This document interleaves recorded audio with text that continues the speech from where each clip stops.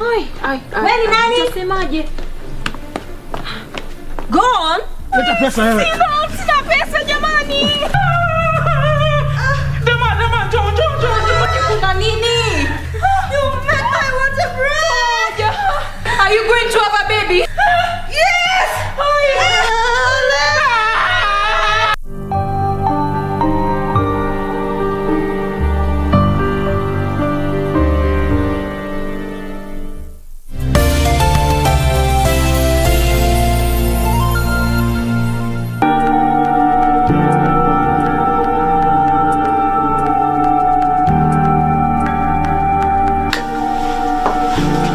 Mark, what do you think you're doing? Minding my own business because it has got nothing concerning you.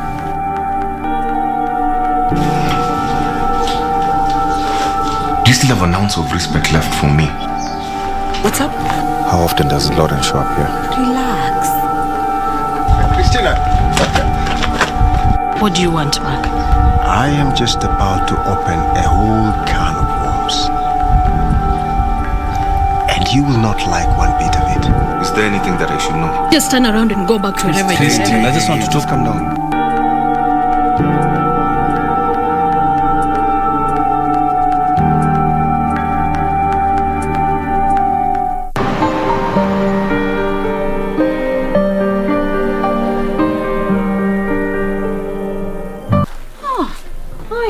Wewe ni nani? Unasemaje? Gone? What are you doing in my compound? Sina pesa jamani, sina. Leta pesa wewe. Sina pesa jamani. Dema, jo. Kuna nini? You met my water break. Are you going to have a baby? Yes.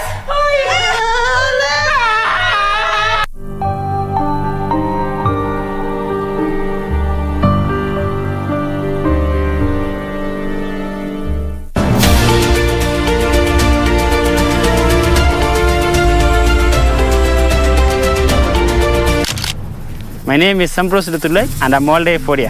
One of Africa's most elusive cats, the leopards. So many scientists, they are focusing in other animals. They are focusing in other cats. They are focusing in other, species, and they are forgetting leopard. This is an area the leopard clearly comes to. It's a natural salt lick. We've seen the leopard's footprints. We've also seen footprints of other animals, including baboons and impalas, and these are some of their favorite prey. One mzee told me that there is a black leopard that is just found in your area. Few months, we got the black leopard in our camera traps.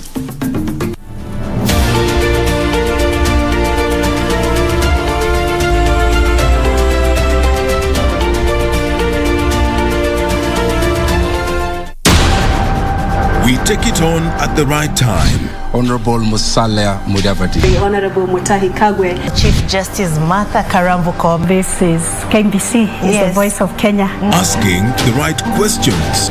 I don't know how it made you feel as speaker who is presiding over a house where members can be compromised with 10,000 shillings. We keep our guests comfortable. A mission to ensure our audience gets a complete story. For a few hours or so, I thought this is it. My end has come. If really we want an end of this pandemic, we must fight. Our goal, to tell it as it is for the benefit of our viewer. And I'm sure we will have good discussions. All right. That will make probably your viewers understand KDF better. With 21 radio outlets. During a live interview on KBC TV, Chief of Defense Forces General Robert Kibosh. Jaji mkuu kwa mara ya kwanza katika mahojiano yake ya kipekee na runinga ya KBC Channel 1. And 2 TV stations covering over 90% of the entire country. The message always gets home. KBC, the home of on-air TV interviews.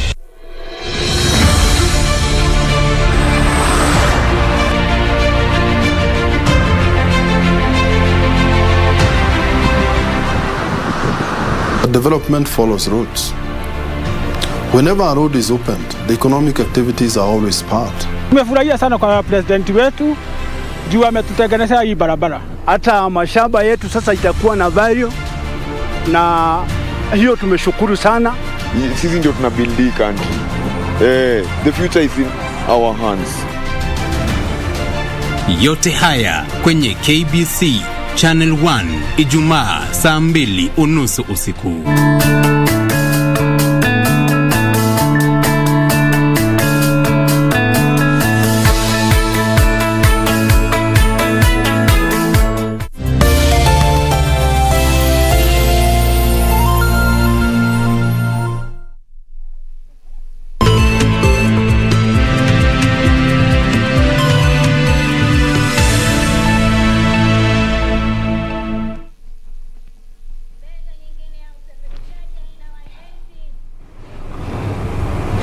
Good afternoon. This is Lunchtime News. We trust you're having a lovely Thursday so far. Well, this is Lunchtime News, where we have a comprehensive bulletin lined up this afternoon. My name is Jacky, Wambiru, and to kick us off, a man and his wife have been sentenced to 20 years in jail by an Embu magistrate court for causing grievous harm to a Class 3 pupil. Joseph Ireri Njeru and Bansi Wanja were found guilty of lying the child to a sofa and beating him with a dog chain. In handing down the judgment, Embu Senior Resident Magistrate Juliana Ndengeri said it had been proven beyond reasonable doubt that the suspects were guilty for their crimes. According to the minor, the father tied him with a rope on a sofa set, beat him with a dog chain, and poured water on the sofa where he slept for 2 days before his younger siblings untied him. Court documents also indicate the minor had swollen arms, legs, and was oozing pus from the ears. He had also lost some nails. Koti itawafunga kifungo cha miaka 20, 20 years imprisonment. Ule muda ambao umekaa ndani kutoka tarehe 8 mwezi Disemba mpaka leo, hizo siku zitajumuishwa kwa kifungo chini. Joseph Ireri Njeru and Bansi Wanja will spend 20 years each in jail for the crimes.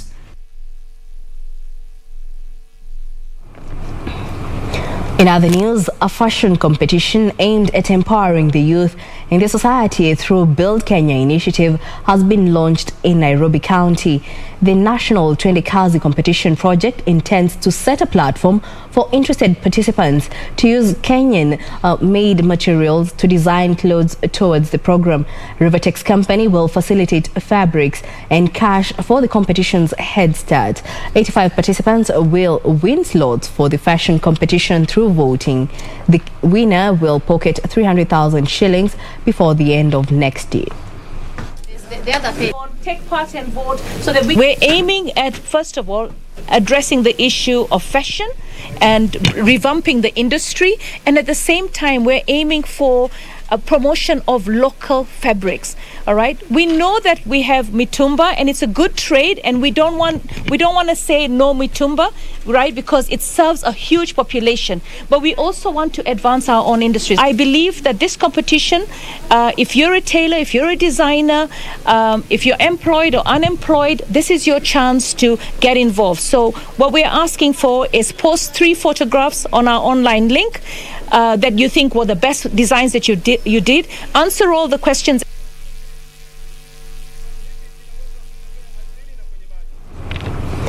Meanwhile, residents of Garissa have been urged to maintain peace during and after the general elections. Speaking during a training session for all sub-county peace leaders by the National Steering Committee on Peace Building and Conflict Management, Garissa Township Deputy County Commissioner Bernard Olekipuri asked the citizens not to allow themselves to be divided by politicians to cause violence.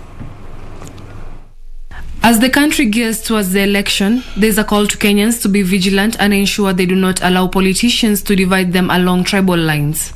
In Garissa, the message on peaceful coexistence reverberated. Wacha watu wakuwe na uchaguzi wa amani bila matatizo yoyote. Kila mtu ako huru kuchagua yule mtu anataka kuchagua. Lakini politicians wasilete incitement, kwa sababu waki-incite mtu yoyote, of course sheria itachukua mkondo wake na watafunguliwa mashtaka. Olekipuri said the sub-county security teams have identified hotspot areas and already know the main actors, promising that they will not allow anyone to incite people to cause mayhem during the electioneering period. Balambala sub-county peace chairman Hussein Hassan, however, regretted the Garissa-Isiolo border dispute that has so far left dozens dead and called for frequent joint peace meeting from both sides to find a lasting solution. Na kuweka kila mkakati kuleta amani, lakini ningependa National Steering Committee iende chini kidogo, hata kama ni kukutanisha na favi huku chini, mambo yote isikushie hapa headquarter, mambo iende chini kidogo. Issues of contention in this area remain: land disputes, scramble for pasture and water for livestock, wildlife, human conflicts and terrorism. Reporting for Lunchtime News, I am Stephanie Akiri.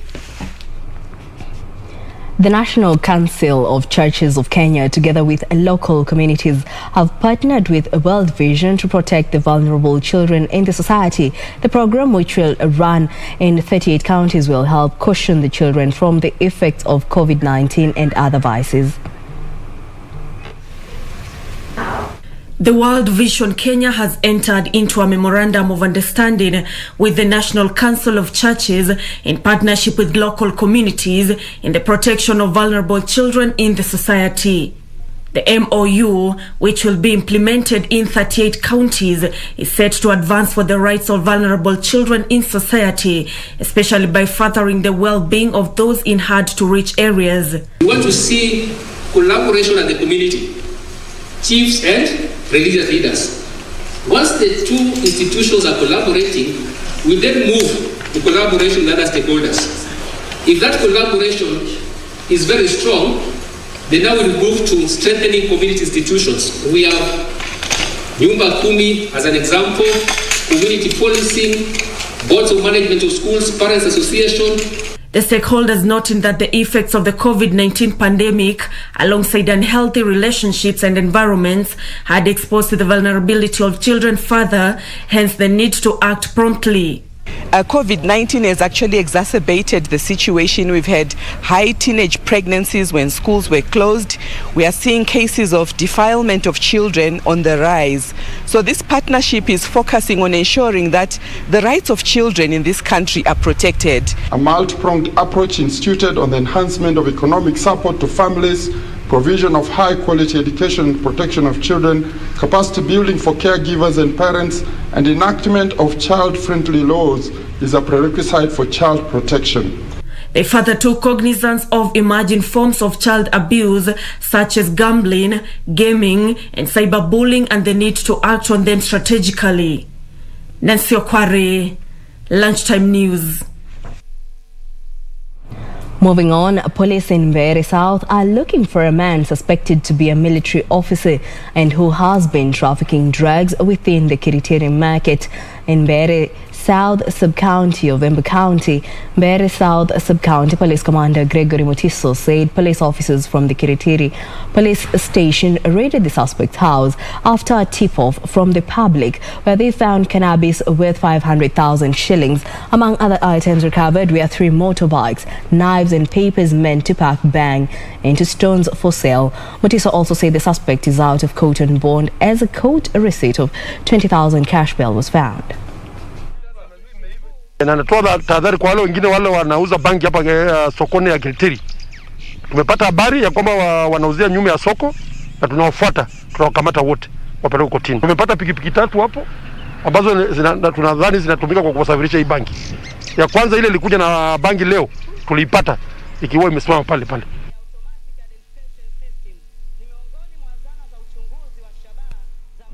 Still on matters politics, a section of politicians has challenged ODM leader Raila Odinga to declare his presidential candidature on the 10th, saying any further delays was not helping his political ambitions. Now, the group says the 2022 general election will be a contest of the margins, urging IEBC to conduct another round of enhanced voter registration exercise so as to ensure no one is locked out of the registration.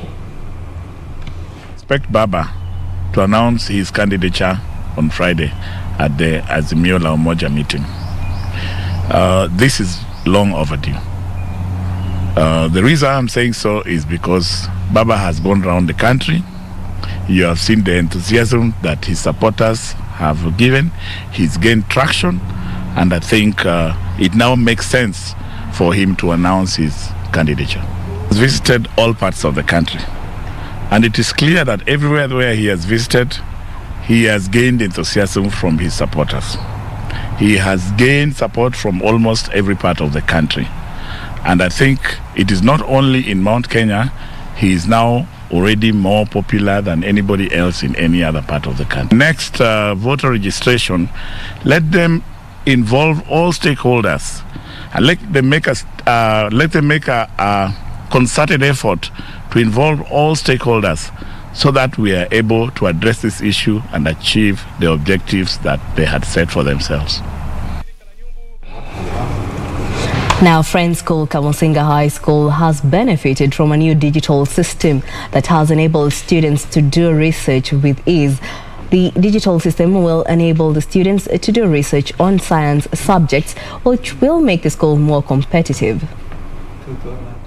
Friends School Kamusinga, being one of the top performing schools in the country over the years, has benefited from a new digital system that will enable students easy and fast research in their studies. Bungoma County Communication Technology Officer Collins Johnson said that the nation is making strides and moving to the digital era, adding that the government is continuously working to improve infrastructure to ensure Kenyan students are able to compete with their peers around the world. At the sub-counties, we have the optic fiber moving across all the sub-counties, and this has brought a lot of impact in terms of digitization of records in government departments, also in terms of internal and external communication. The school principal says that the internet has enabled research activities to be done with ease, noting that the computer department is now better facilitated and is able to accommodate more students to learn computer courses. I want to appreciate the effort of the government to give us internet. We also have another computer lab where teachers are able to do ICT integration, and this has assisted us to be able to be current as far as issues of research are concerned. The internet has helped us to expand more on our academic issues, like going to research.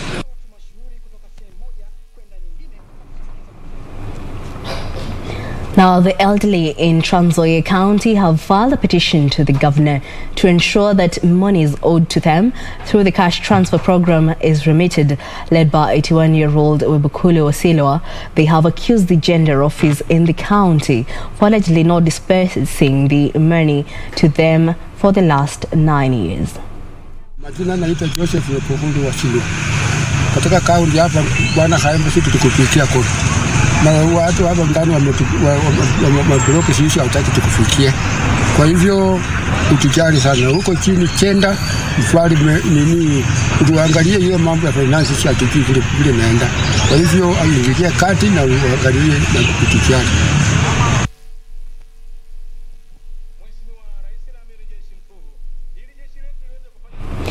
A consortium of civil society organizations from the continent wants policymakers to promote the use of agroecological farming practices to deal with the adverse effects of climate change. The group, under the Alliance for Food Sovereignty in Africa in association with the African Union, is rooting for policies tailored at small-scale farming which are ecologically friendly. Deforestation, use of harmful pesticides and application of chemical fertilizers have been cited as a major contributor of greenhouse emissions. Experts from over 20 civil society organizations involved in agricultural farming want a relook into how Africa has been undertaking her farming. So can we start the process where the African civil society writes a policy or pushes the African Union and others to produce a policy which is based on the wish of the people? The group, pointing at the current food policy in the continent, which it claims is centered around industrial agriculture, says it's harmful for the environment. We are coming in as civil society from grassroots. We are engaging with the county government, county officials, and other human rights defenders, especially environmentalists, to push government, county government, to put integrate agroecology in our county policies so that we build resilience. AFSA Chairman Chris Makolo says the continent should return to its roots and adopt safe farming techniques. You have pest control policy, but some of these things don't talk to each other. We find that they are discordant. There's a lot of discordance in the policy formulation in our countries, Kenya included. There are good documents on paper, but they are not materialized, they are not actualized at the base where they are supposed to actually make a difference. Reporting for Lunchtime News, my name is Ibak Said. Elsewhere, community in Losuk, Samburu County has raised some 1.5 million shillings to be used to pay school fees for students in the area. Each community member was required to contribute between 500 shillings and 4,000 shillings for the cause. Leaders in Samburu County say the region needs to nurture the next generation of professionals. Tukasema tuchague kamati na tukaweka kila mtu rate ya ile pesa atatoa. Tukasema yule riga ambaye inaitwa Alkiroro, tukasema kila Alkuroroi, hata kama ako nyumbani, hata kama ameseka namna gani, a contribute shilingi 2,000. Bibi yake ana contribute shilingi 500. Lesiampe said many learners are forced to stay at home due to lack of school fees.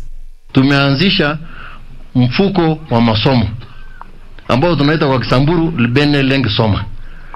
Hii ni kwamba sisi kama wazazi, vijana wetu ambao wanafanya biashara, wote pamoja na marafiki zetu wamekuja kutusaidia kuchanga pesa ili tupate kusaidia watoto wetu.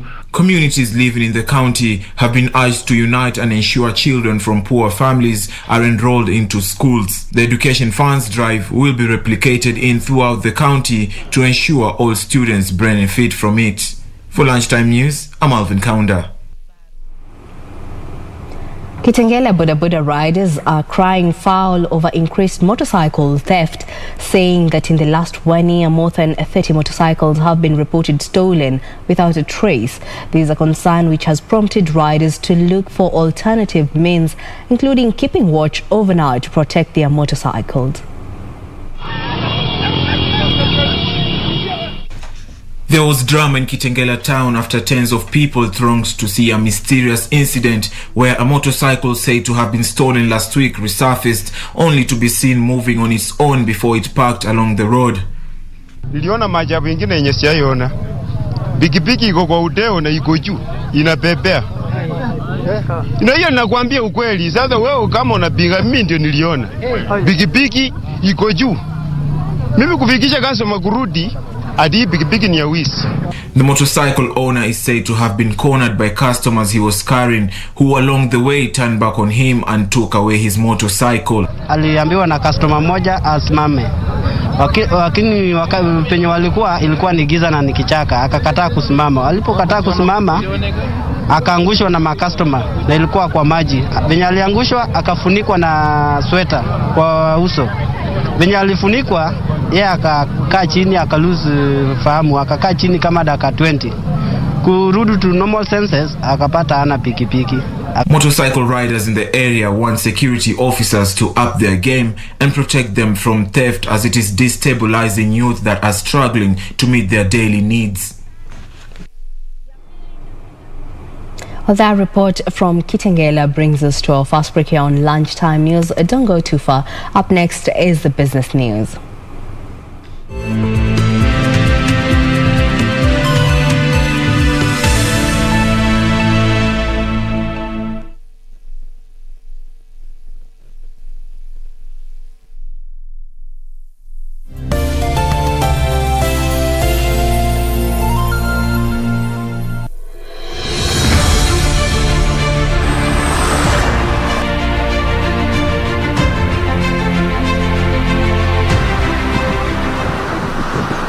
Development follows roads.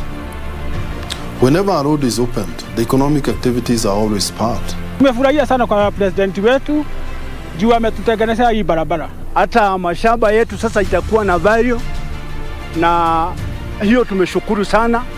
Sisi ndio tuna build hii country. The future is in our hands. Yote haya kwenye KBC Channel 1 Ijumaa saa 2:30 usiku.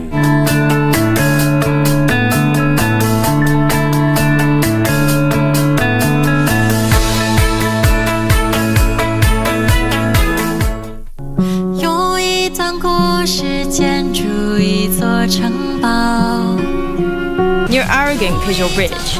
When you find yourself separated from your money, you'll learn. We don't even know him. We were just curious. Please, go ahead. You'll let him stay here with you? Look at him. What do you think I should do? Do you know him? So what is this place? I'll say it one more time. I don't want to deal with you, so get lost. Figure out how to win Jai Joy's heart and get him to kick An Ching-wan to the curb. Why are you here? You betrayed me. 段故事建筑一座城堡，回放进去好久不再打。 Do you have a news story to share with KBC? Get in touch swiftly on email newsroom@kbc.co.ke, call 0723 892 654 or 0734 780 124.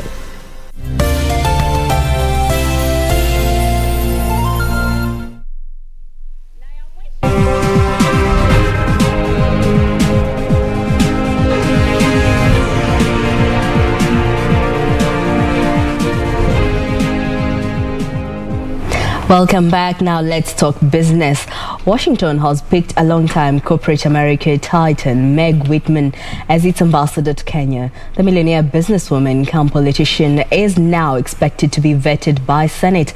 Whitman is expected to replace Robert Godek, whose term came to an end early this year. If approved, Whitman will be the top bureaucrat at the U.S. Embassy in Kenya, which is Africa's biggest mission. She took a position with Bain & Company, where she rose to senior vice president. A graduate of Princeton University, Margaret Cushing Whitman is a mega donor of the Democrat Party, where she donated $500,000 to the Biden Victory Fund in the 2020 U.S. elections. The 65-year-old native of New York City has worked for several major U.S. companies, including Procter & Gamble, Disney, and Hasbro, before joining eBay in 1998, according to her profile. The technology executive is also a one-time Republican candidate for governor of California, where she spent a record $140 million on her campaign before losing to Democrat Jerry Brown. If approved, Whitman is expected to help jumpstart the U.S.-Kenya trade talks that have stalled for almost 2 years now. She is expected to drive the Biden agenda in the Horn of Africa, where several countries are engaged in internal military strife that threatens their economies. Whitman is also expected to drive Washington's agenda of neutralizing terror cells like Al-Shabaab and ISIS, as well as deepening America's counterterrorism agenda. Her nomination will need to be confirmed by the U.S. Senate, which is split 50-50 between Democrats and Republicans. Whitman has also had her own corporate failures, where her recent stint at video streaming service Quibi ended in failure, where the company closed its operations after 6 months of service. Horticultural exports between January and November 2021 rose by 6% to 145.4 billion shillings. Directorate of Horticulture head Benjamin Tito says the volume of exports increased by 30% to 85 million kilos, attributed to increased demand for flowers and vegetables, despite low average export prices. During the period, the volume of flowers exported to destinations such as the Netherlands, the United Kingdom, Germany and Norway increased from 287.8 million kilos in 2020 to 373.78 million kilos in 2021, representing a 3.3% rise. This saw the value also increased from 136.7 billion shillings in 2020 to 145.44 billion shillings in the 11 months to November, representing a 2.1% rise. Directorate of Horticulture head Benjamin Tito said the demand for the Kenyan fruit, vegetables and flowers has pushed up the volumes by 30%, which helped to boost the earnings, despite lower average export prices compared to those seen in 2020. The total volume and value of horticulture exports reached 313 million kilos with a value of 150 billion shillings. He says the demand for the fresh produce has started picking up after most of the export destinations relaxed COVID-19 pandemic protocols. The horticulture sector has remained resilient over the last 1 year, and it is projected to remain so. However, part of the challenge in terms of exportation of immature fruits can be dealt with by self-regulation. The volumes of vegetables exported also increased from 34.38 million kilos in 2020 to 65.13 million kilos in 2021, and the value also increased from 13.9 billion shillings in 2020 to 23.78 billion shillings in 2021, with the United Kingdom, Holland and France still continuing to be leading export destinations. The volume of fruits exported, comprising of avocado, pineapple and mango, increased 99.5 million kilos in 2020 to 110.5 million kilos in 2021, representing an 11% rise as compared to the same period in 2020. However, the value dropped from 17.7 billion shillings to 17.57 billion shillings in 2021, representing a 1% decrease.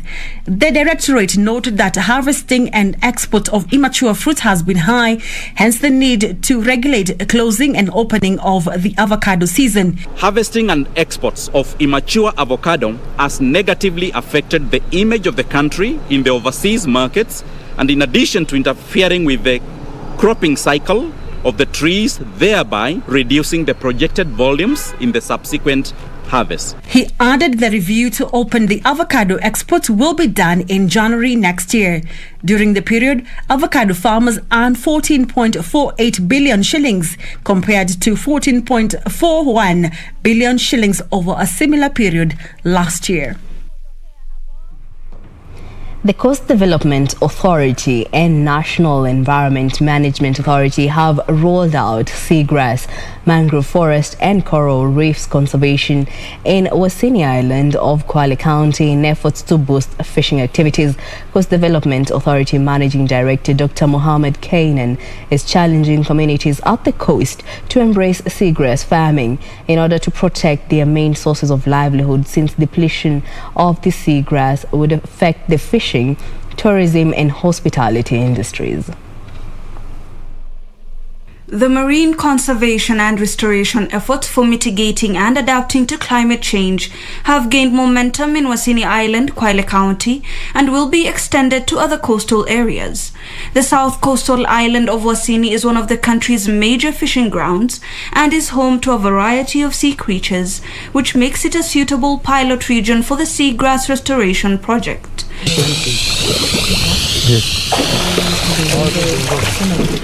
Seagrass meadows, coral reefs and mangrove forests are rapidly being depleted. My name is Peter. In the fishing island blamed on global warming, triggering the restoration process. Coast Development Authority Managing Director Dr. Mohammed Kainan says marine conservation efforts would be intensified to preserve marine biodiversity. We're able to do some artificial coral nurseries, and in the process transplant coral reefs at areas where the coral were degraded. This was intended to regenerate the coral reef, thereby providing some good breeding ground for the fish, especially for the communities relying on the fishing livelihood. Local fishermen are also being trained by conservationists on how to cultivate the underwater coral gardens to help harbor fish stocks and draw tourists to the famed island near the border with Tanzania. Uharibifu umezidi na bahari ilikuwa imechafuka kupitia kwa community mapato yao. Baada ya muda tukafanya nao tena mambo ya seagrass ambayo pia imetuletea tija kubwa sana kwa upande wa Wasini Beach Management as a community. Wakatupa ile uhamasisho na kutusomesha mambo ya seagrass. Kwa vile tuna elimu ya restoration ya coral, tukaona hii pia ni kitu kinawezekana. Na tukafundishwa namna kupanda hizo seagrass, na muda mfupi tu yale manufaa ambayo tumeyapata ni makubwa sana, ambayo sisi kama jamii tunajivunia sana. The fishing community has welcomed the restoration efforts, noting that it has boosted fish stocks. Reporting for Lunchtime News, my name is Hibak Said. And now in the interview segment, we shall be taking a look at innovation in security, where we're joined by Peter Ngari, who is an IT expert. Well, welcome, Mr. Ngari. Thank you so much. Yes, maybe to kick us off, help us understand more about the sector. Maybe you tell us what are some of the security challenges that are witnessed in your sector. My name is Peter, as you have heard. I'm a technical IT expert and a director in Secure Digital Limited. We also have a product called Secure Magazine that talks about security information in the country and beyond. The challenges that we are facing in security at large is the essence of for example, the issues like COVID issues that have come along, and we have seen things which have brought in terms of technology to bring out to see how well we can curb the issue of this issue of COVID-19 as an example. The other challenge is technology keep on changing here and there, and you find as a human being, it has been difficult to embrace the trading changes of technology. So we as an expert, we are pushing and seeing how people may be able to embrace this technology. Thank you. Maybe to help us understand more how you're pushing people to understand these challenges, also how to deal with them. Maybe how is your firm, or maybe how are private security service providers like yourself responding or helping organizations or businesses cope with these challenges? Thank you so much. For us, we have partnered with international companies who have been very instrumental in the issue of building the capacity to be able to give us products which are efficient and which are very workable in terms of the challenges that we are facing in terms of security. And we have a line that we work with very closely. It's called Hikvision. Hikvision is a world-leading security surveillance solution company, and it has been very instrumental in providing trading products which are very efficient in terms of giving solution of challenges that we are facing. For example, like the one I have mentioned of COVID, they have come up with the products we call thermal screening product, and they go all the way from walk-through metal detectors which have thermal, they can give you temperature. We have devices that are access control, and they can give you temperature, and they also give you, we have the cameras themselves that has the essence of giving you the temperature screening ability, and you're able to have data, and you can be able to go beyond. And we have things we call deep in mind that can give you to give analysis of the artificial intelligence technology. So with this, we are able to move forward. And to answer your question of the second part, what are we doing? We are doing, number one, to educate the public, especially those who do the integration. We do provide training. Like today, we have several companies that we have gathered them in one platform that we do training and on how to use the equipment and how to sell the equipment. So on weekly basis, we have a day that we have set aside that we do training, and we partner with the manufacturers to be able to train and give information on how to use the equipment. Thank you. Like you mentioned earlier on, most companies have also shown willingness to reorganize their security by integrating advanced technology. You've mentioned thermal screening products. At the same time, you've mentioned adoption of AI technology, among others. Maybe this is to enhance accuracy, privacy, among other issues. How has the adoption of advanced technology, such as the use of access controls, fingerprints, and face recognition, help shape the face of security in the country? Thank you so much. Because of the challenges that we have faced, and years back it was difficult to embrace, but because of the challenges that we have faced, that is threat, terror, issues of theft, issues of like COVID,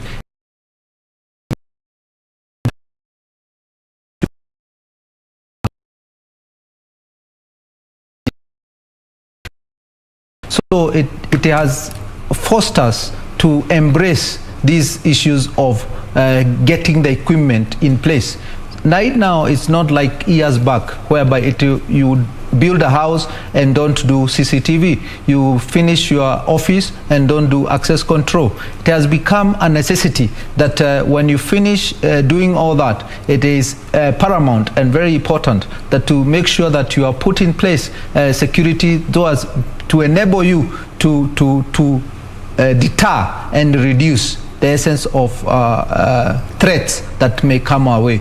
So it has become easy and very important that people are embracing, and they are seeing it, the need to make sure that they get this equipment for their premise, for their offices, and even for the government. You see everywhere the government they have insisted there must be something in regard to security.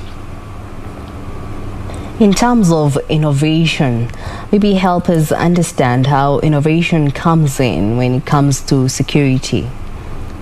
In terms of innovation, number one, we need to understand that people who develop products, they are also in business. They are also doing what we call strategic planning. They are also an organization that needs to grow and become relevant in the market. So with that knowledge, we're able to see people thinking beyond the norm, people going beyond what they can be able to see. So they're able to move fast, and they're able to think beyond what we have now, and they can be able to see the future, what it holds. And then they are aggressive, and because they are in the competition world, they're able to see how they can be at the top as they provide solution to give to the market that are irrelevant, and they are able to assist in terms of security. So in terms of bringing innovation, it is a concept that is there, and it's embraced by the manufacturers, so as they may be able to see how they can reduce and deter threats that come along the way. In different regions, we have different solutions that are provided. You find in Europe, there are those products that are given for Europe. We have Africa, we have those products that are specifically provided for Africa. Let me give an example. Like COVID-19, nobody knew that a technology in regard to security, like cameras, would be able to be produced to give temperature screening and ability to see the behavior of the nature of your body. But right now, because of the issue that came along, that we are able to see people thinking beyond that, and they are able to produce the products that can be able to give the solution in that angle. Thank you. Well, moving on, maybe cyber attacks are rampant worldwide. How can consumers be assured that there is data security, how their data is safeguarded? Maybe help us understand more of this. In regard to data security, we have equipment which are much advanced, and we as IT expert, what we do, we create an avenue that we put things we call firewalls, that and you can do multiple firewalls, whereby you are able to, when one aspect of cracking that first firewall is noticed, it's able to lock, and also it is able to alert the individual who have built that firewall. The other thing is, when we have security in cyber security, people must be strictly in terms of numerous people. You must put the trusted minimum people, so as they may be able to have a follow-up, and you know that this person is the one that I am able to question, to ask. The other thing is put security measures in terms of accessibility, where you are put your servers, you're able to put things that are able to prevent and control accessibility to those equipment that are there. and then you put measures that are able to give what we call backup solutions. So as when it is accessed, you're able to have a solution to get back to, and it cannot provide any risk towards the market. Maybe help us understand how companies can plan to invest in security solutions so as to show up revenues come next year. Thank you. Number one is in terms of budgeting is the issue of inviting an expert, inviting people who understand about the equipment in security, to have an audit of your premise, to have an audit of your organization, see the growth. Let the person understand your strategic plan for the next 5 years, your strategic plan for the next 3 years, and then you can be able to be given analysis in regard to what you require in terms of security. Then you put in place and you prioritize. You prioritize and see, what do I require to start with? What do I need in terms of my current state? Then you do in phases, because sometimes security and budget, you find there is a constraint in terms of those two. So you're able to prioritize and know that this is what I need for this year. Then I can do in phases. I require alarm system as first priority. I require CCTV, which I will do in 10 phases. I do phase 1 in the crucial areas. I do phase 8. I do phase 20 in different months, in different years, so as then you can be able to grow and have efficiency. Many organizations, they rush and do something that is substandard. After 2 years, they phase it out. After 3 years, they phase it out. Then it becomes a loss, and they keep on timing round and round. So for us, as an organization, it's very good to strategize, plan, and have a consultant who can advise you, produce something small which is manageable, and you can be able to see your security and growth. So as even when it comes new technology, you're able to embrace that new technology with the existing system. Yeah, maybe in your final remarks also help us understand what measures are you putting in place in your post-COVID recovery plans? In our plans is we are bringing out new products that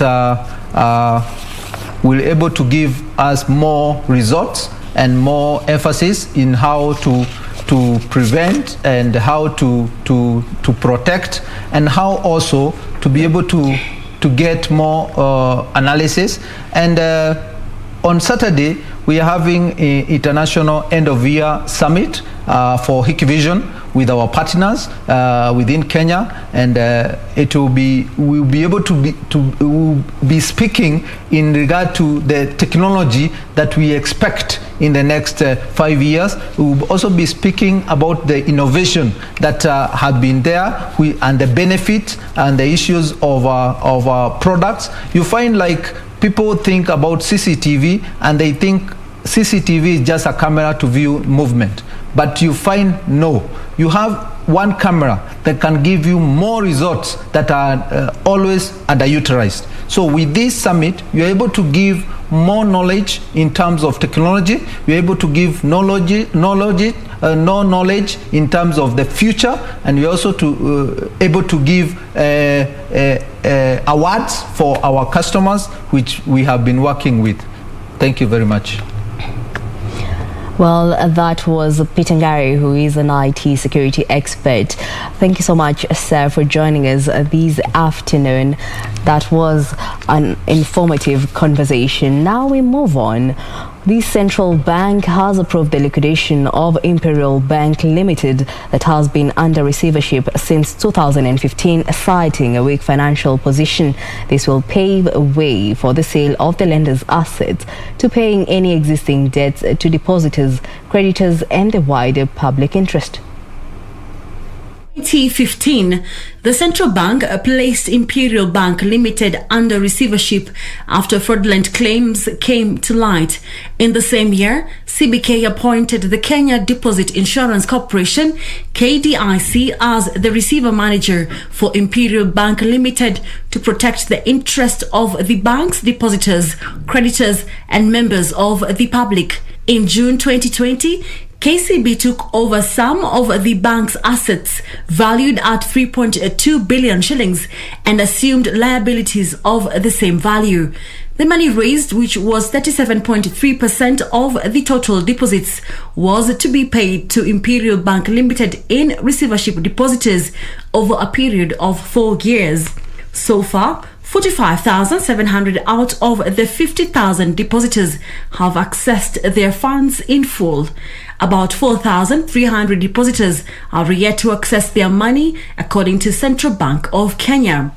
In September 2020, following the acquisition of certain assets and assumption of liabilities by KCB, CBK required KDIC to appoint an independent external auditor to carry out a comprehensive audit of the bank.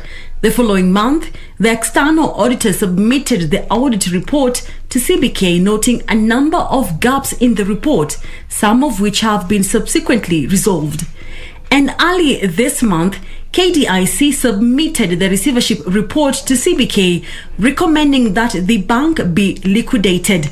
And today, the Central Bank of Kenya has approved the liquidation of Imperial Bank Limited in receivership, which means its assets will be sold off to pay any existing debts owed to depositors, creditors, and the wider public interest. Central Bank Governor says KDIC will release more information on the liquidation and payment in due course. Caroline Jenga for Lunchtime News.